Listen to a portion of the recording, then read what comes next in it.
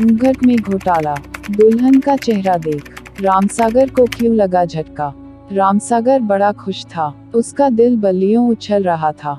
बात खुशी की ही थी, उसकी शादी जो तय हो गई थी। आखिरकार इतनी दुआओं और मन्नतों के बाद जीवन में यह शुभ अवसर आया था, वरना उसने तो अब शादी के विषय में सोचना ही छोड़ दिया था। माँ बाप जल्दी गुजर गए थे। रामसागर घर में सबसे बड़ा था। उसके बाद 2 बहनें और 2 भाई थे, जिनकी पूरी जिम्मेदारी उस अकेले के कंधे पर थी। थोड़ी खेती बाड़ी थी और एक किराने की दुकान भी। 18 बरस की उम्र रही होगी जब माँ बाप साथ छोड़ गए। रामसागर ने बड़ी मेहनत की। चारों भाई बहनों की देखभाल और उनकी शादी ब्याह की जिम्मेदारी उसने माँ बाप बनकर उठाए। अब उसकी 42 बरस की उम्र हो आई थी।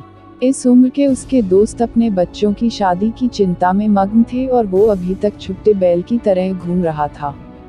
छोटे भाई बहनों की नया पार लगाते लगाते कब रामसागर के बालों में सफेदी झलकने लगी थी, उसे पता ही नहीं चला। सबका घर बसाने के चक्कर में उसका अपना घर अब तक नहीं बस पाया था। चलो देर आए दुरुस्त आए। रिश्ते की बुआ ने आखिरकार उसकी सगाई तय करा ही दी। उसका मन बुआ को दुआएं देते नहीं थक रहा था।